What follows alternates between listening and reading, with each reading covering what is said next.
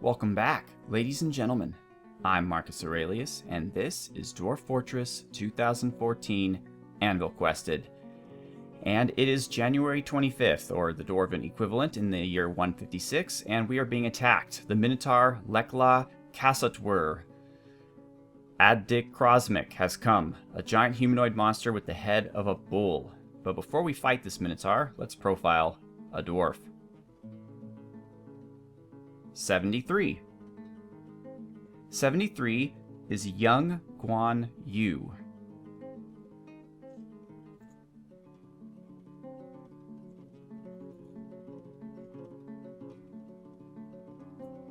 Young Guan Yu is the wife of Infinite, the mother of Kivish. You know, we should rename Kivish to Young Guan Infinite. There we go. But moving on. And the daughter of Fangawolf, the younger sister of the Mr. Me, the aunt of Haunter and Udil, the cousin of Haas,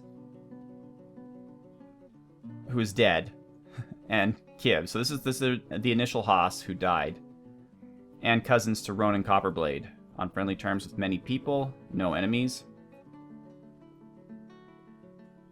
Okay.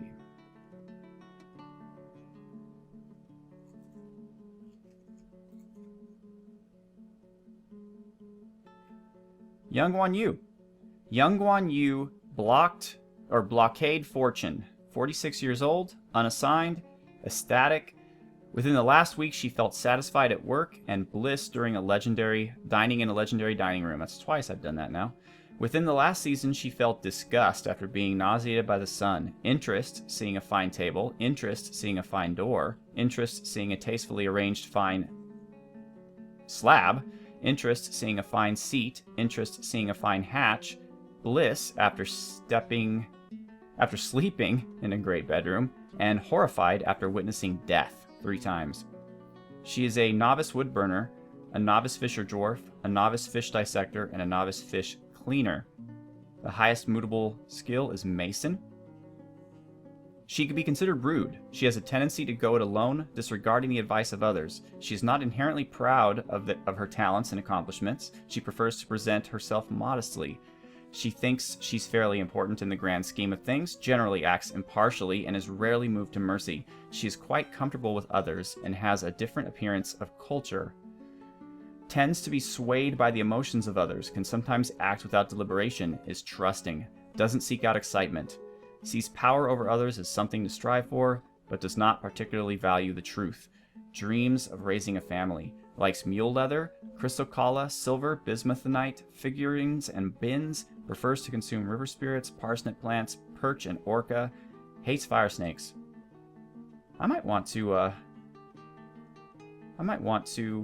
make this one the Baron, because bins and figurines are pretty easy to build.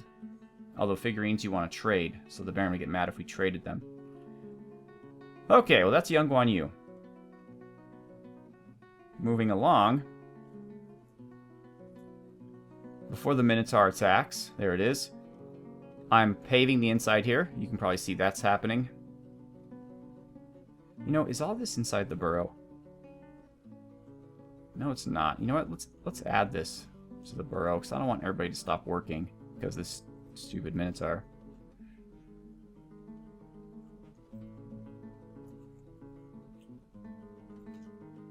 Okay, perfect. Perfect. Alright.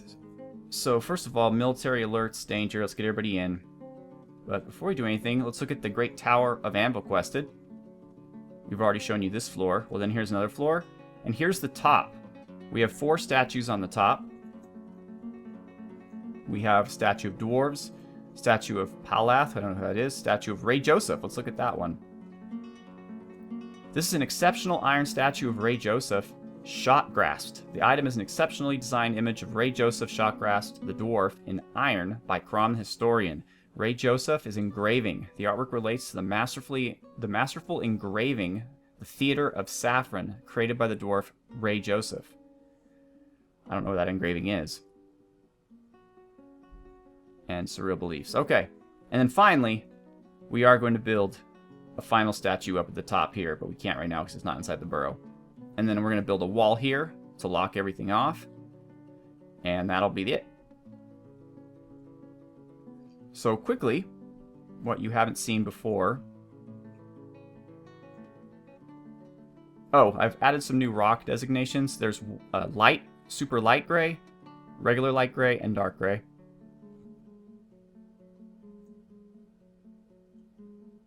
Okay, so let's look at our heroic but unfortunately dead dwarves.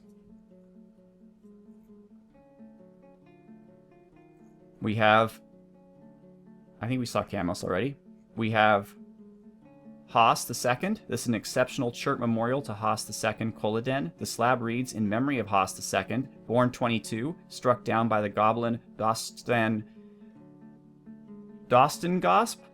cradled jackals with a copper mace in Slazutu, the splattered onslaught, in the year 155. Devoted father and husband, united with clear glass.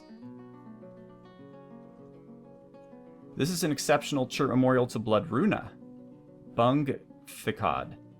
The slab reads, in memory of Bloodruna, Bungekfikad.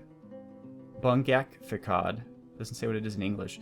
Born 21, struck down by the goblin Ozud, doomed released with an iron spear in Slazutu, the splattered onslaught. Sorry, I'm screwing so much up. In the year 155, devoted mother and wife. This is an exceptional chert memorial to Silverhaze, Fikadnish. The slab reads, in memory of Silverhaze Fikadnish, born 127, struck down by the goblin Oznun Black Rains with a silver whip in Slazutu, the splattered onslaught. In the year 155, militia captain of the Mountain of Distraction, 154 to 155. Loving wife, friend of Batman. Oh, she was only a militia captain for 1 year? Okay. This is a masterful chert memorial to Mina Moonheart, Thalalzantir, created by Ursula.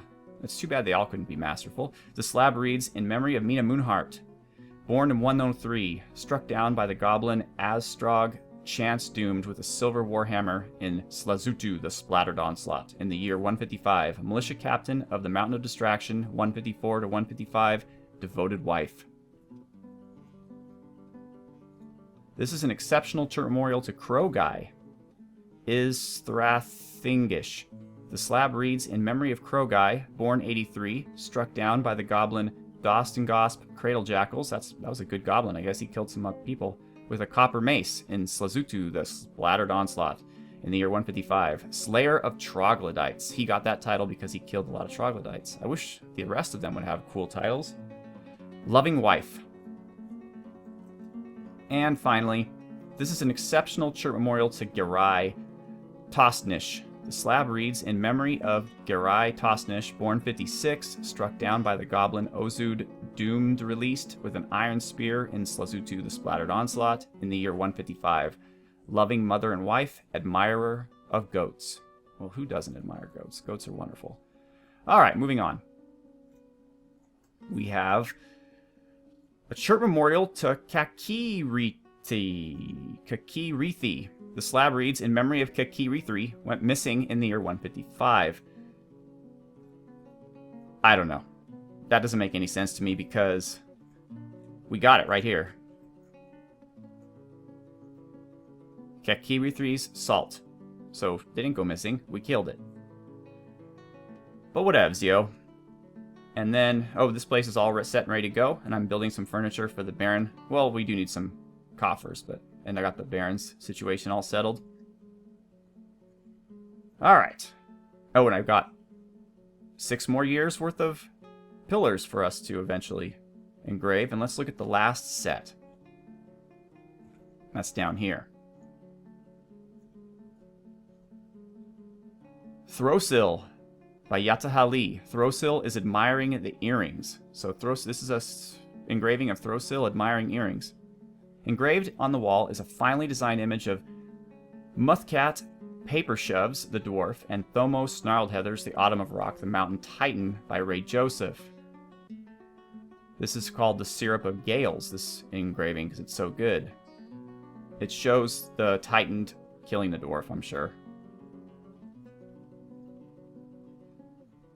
Ink Silenced, the Hematite Mechanism, or Inch Silenced by Wife of Balder. A Dog by Zygomantis Augustus. The dog is in a fetal position. The artwork relates to the slaughter of a dog in Anvilquested.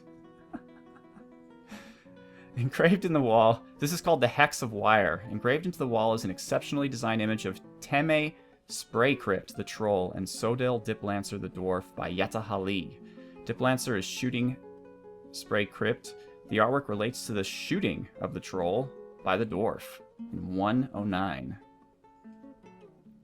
The Sinew of Time. Engraved on the wall is a superiorly designed image of Anna Cleanlather, the elf, and Illa Eldersbowers, the Stance of Indignation, the Cyclops. The artwork relates to the killing of the elf by the Cyclops in 96. This is 2 Rose-Cut Gems by Yatahali, and a superiorly designed image of Chicory by the Etruscan. And that's our new that. The only other interesting, kind of weird thing that I've discovered is that it appears... Where are our nobles here? It appears that Tokshin, the dwarf Tokshin, and Marcus Aurelius, the dwarf, have gotten together. I guess those things happen. And that's, you know what, that's what I get for naming dwarves random things regardless of their gender. So, yeah. Anyway, let's fight this Minotaur. So everybody's coming inside. We are completely out of bolts, so that's not going to be an option here. Do we have anybody outside still? Yes, we do. Oh, but they just took off. Okay. Oh, did I leave these? Did I never open these things again? That would have been really foolish. Oh! Well, good thing I checked anyways. We have Obur Stigaz, the hero of Rasps. And oh no, we already talked about that one. Sorry. We have this one. Vesh Bubnus Sastres Shalig, Dust Scoured, the Princess of Bridals, a steel battle axe. This is an exceptional steel battle axe with 10 kills, 4 goblins in Anvilquested and 4 goblin females in Anvilquested and 6 goblin males. Its slayer is Tection, Basement Destined, the dwarf, who has achieved all 10 of those kills. So Tection named his steel battle axe. None of our dwarves have been named themselves with special nicknames yet. Forbidden. Okay, yeah, we forgot to unforbid that. Okay, so the Minotaur is going to make a beeline for here. And so we're going to get Oscar and Elena Blades. And they are going to move. They're going to move right here to meet him.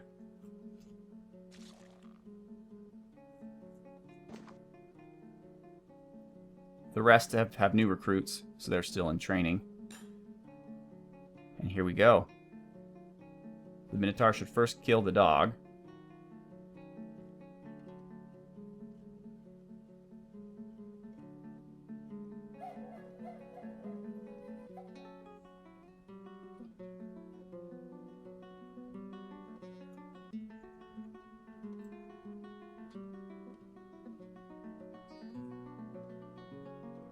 Where is it?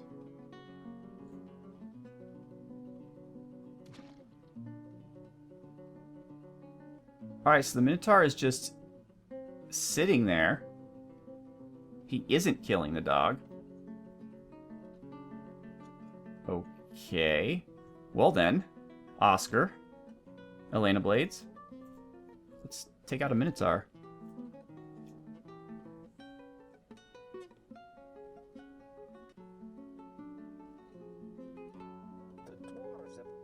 Oh. And it's dead. Wow, that was quick. We're getting pretty good. Let's see here. Reports. So Bromine Gear, Narian Wolf, Mr. Me, Sanctum Stone, Elena Blades were the ones involved in the battle. The Mr. Me hacks the Minotaur on the head with her steel battle axe, and the severed part sails off in an arc. So the Mr. Me is the killer of the Minotaur, beheading her quickly with a steel battle axe. Also attacking is Elena Blades, who stabbed it with a steel short sword, fracturing the skull, tearing a tendon in the skull. Narian Wolf kicks the Minotaur in the leg. I hope Narian is also attacking with a weapon. Sanctum Stone slashes the Minotaur in the right lower arm with his steel short sword, tearing apart the muscle. The Minotaur strikes Sanctum Stone, but is blocked. The Minotaur misses Bromine Gear, attacks the Mr. Me, but she jumps out of the way.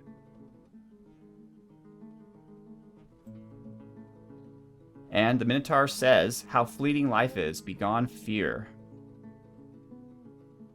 Alright, so let's make sure that Narian has some weapons, first of all. Narian Wolf kicks. This is my fight too. This might require an answer. How fleeting life is. This doesn't scare me. Death. This cannot horrify me. Okay. There's Bromine Gear.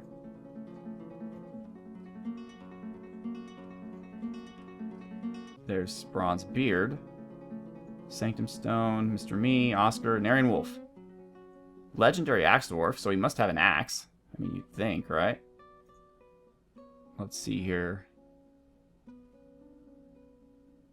Steel Battle Axe, yeah. I guess he just felt like kicking.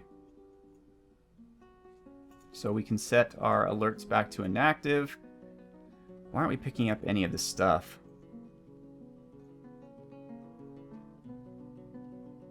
Yeah, we should be picking up this stuff. It's like metal. What's wrong with you dwarves?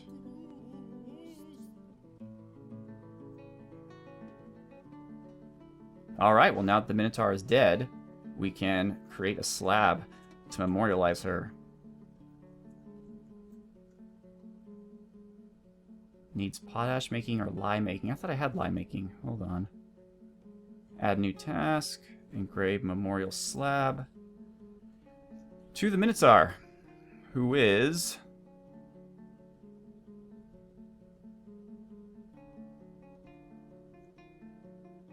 Lekla? Was Lekla the Minotaur?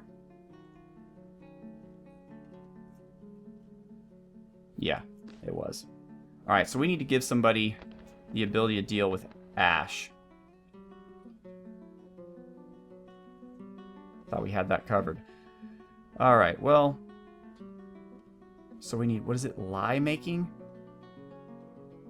I think our Unassigned could do that. I don't see any reason why they couldn't. So, there's our big wall of Unassigned here. Lye making. Lye making. Boom. And let's give him potash making too. Why not? Commit. Oh, sorry, this is a little out of whack. Let's put it... There we go. Alright, so that should fix that, and we should start being able to build the light. The reason I'm doing this is so that I could use the ash that I've been making to start making soap, in case any of our dwarves get wounded. Man, there's vomit everywhere from them going outside. So far, nothing's happened in the project. A lot more things are growing, but no giant mushrooms. I've left this place open. Who is that? Fyodor. Fyodor, what are you doing? I've taken off the spinning job from you. See, I'm having a problem here because Fyodor is a master clothier, and he's actually going and picking up the silk himself, which I do not want him to do. So you go to Fyodor's jobs. He's up here in clothier. There he is, Fyodor. Okay. He should only be... So he has wounded retrieval. That's fine. He has weaving, or maybe, okay, maybe weaving is what we don't want. Take weaving off and just give him clothes making and dyeing. Dyeing should be fine. He doesn't need architecture. Alright, so that problem is weaving then. It isn't spinning or whatever. So we're going to go and give weaving to our unassigned.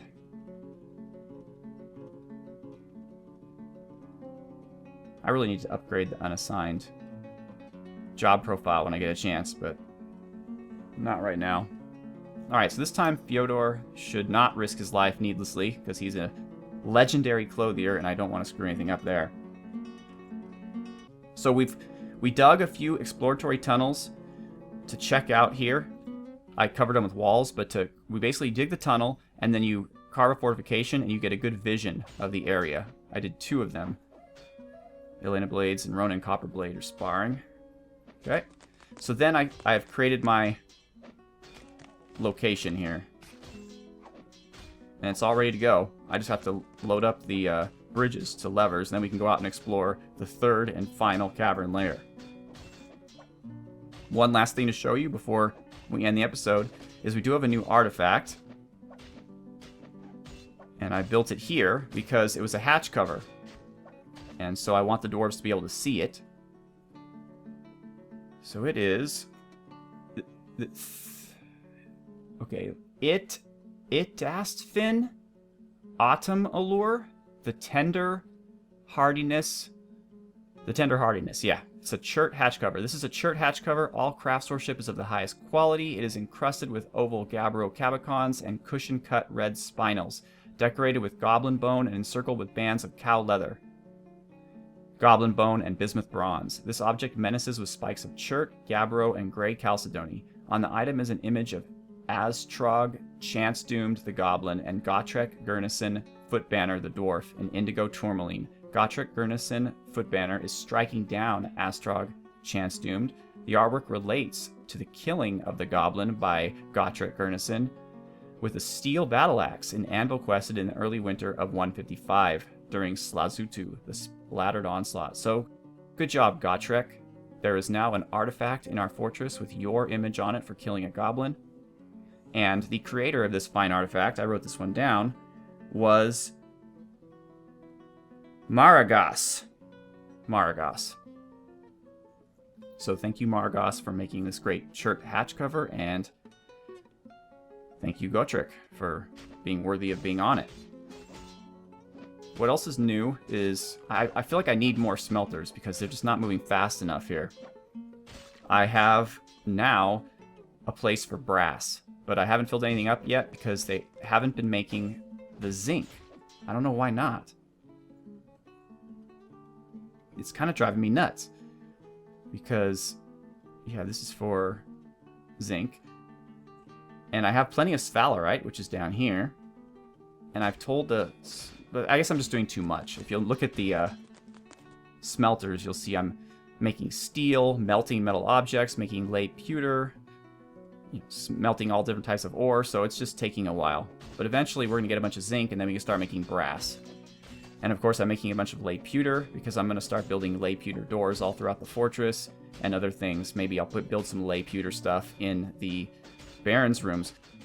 It's a fine balancing act, because you want to give the Baron, who's eventually going to be the Duke, the best stuff they could possibly have, because they need a really high-level room. But at the same time, if you ever get the King or the Queen moved to your fortress, you don't want to give the Duke too much, because then the Queen will get jealous. So you have to make it really, really good, but not too good, so it's royal level.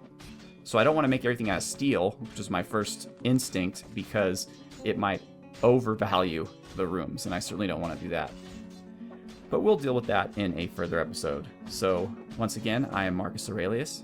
Thank you so much for watching. Have a good one.